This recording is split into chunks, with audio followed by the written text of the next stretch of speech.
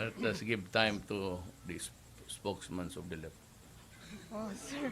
Sir, can I ask about the libingan ng mga about the burial of the former president in the Sabi ko na nga libingan? eh. Sir, Iyak mo na ako, sana lang. Kamati ang... Papaiyak ako sa iyo, totoo lang. Hindi, may pumasok na. Okay. sir, during your campaign, you promised that you mentioned that you're going to consult with the marshal of victims, and then you also said that you're going to hold a plebiscite before deciding on the issue. I'm just wondering what if this Yung burial Yeah, to ask sa a burial. consensus. the consensus. Well, you see, I will have to spend again so many billions.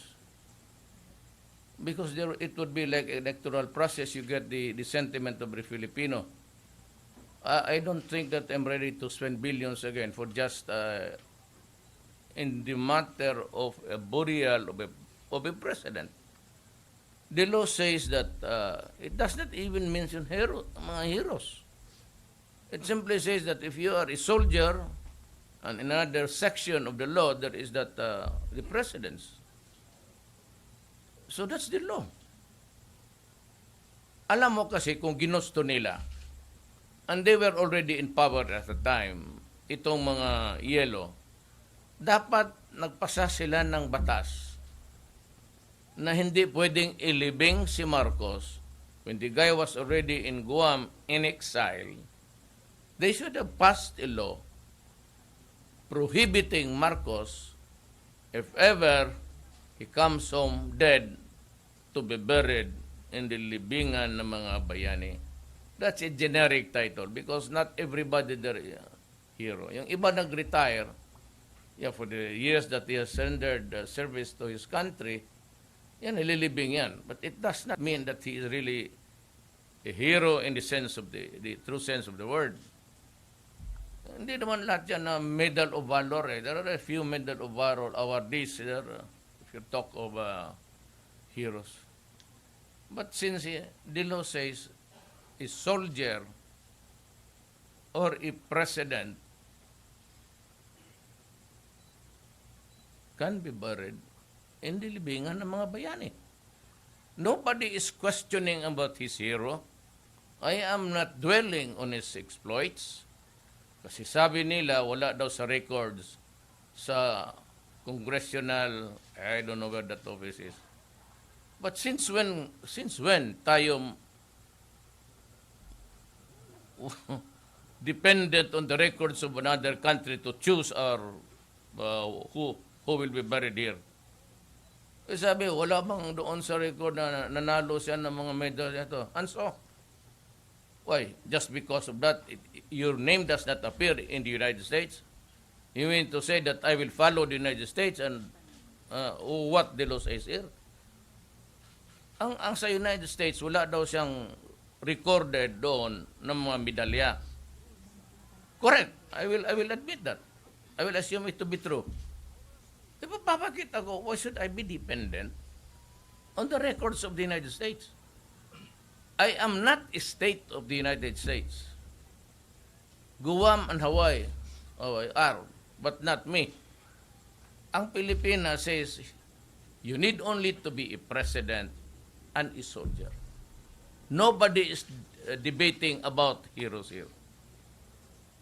Assuming it to be true na wala siyang medalya or not validated by an American record, does not mean that he is not qualified to be buried there. So what's the objection?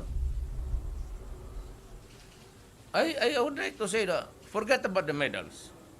Just focus on whether he's a Filipino, he fought for his country, and is once upon a time the president. That's the law. We cannot go out of the law. Hindi na ako makapagdebate, but we cannot go out of the law. That's the law of the land. Sir, one of the conditions why the former President Ramos allowed his body to be brought back to the Philippines was for his body to be buried in Batak. So what can you say about it, sir? What condition is that? You cannot amend a law by just a condition given by one person. The statement of a one person cannot be the law. The law is there existing. You can read it 1,000 times and you would still arrive at the conclusion that he is qualified. Even if he is not a hero, he was a soldier. He did not receive the medals, correct. But that is the record of another country. Then why would I, in making a decision, refer to the records of another country? We have long ceased to be the vassal state of the United States. Tapos na yan. It's history. I am dealing now. Mag-plebiscite ka, 99% ng all of the Ilocano race dito sa ating Pilipinas have this sentiment in our hearts. Nasasaktan sila. Tayo, yung mga sa politika, mga yellow, you know very well that my mother was a leader of the yellow movement here. Tayo kasi ang galit natin. But you know, when I become president, I cannot be choosy and follow a sentiment vis-a-vis with the law. I cannot be despotic and everything and not a hero because there are no, the medals do not appear on the record of the United States. And the law, sana ginawa nilang batas na Marcos, because of his historic despotic regime, if that is what they want to tell us,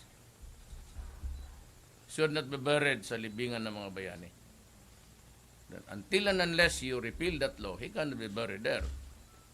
But nothing has been done. Bakit kinalimutan yung elementary procedure na yan?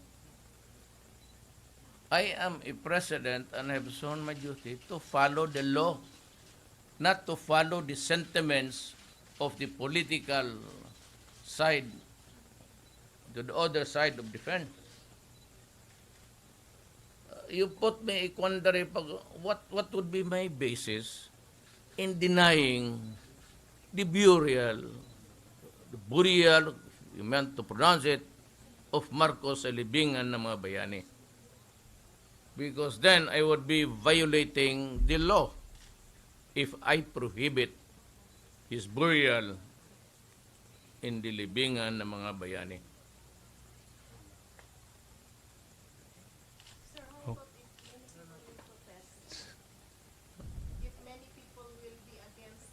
Yes, I said I have my order.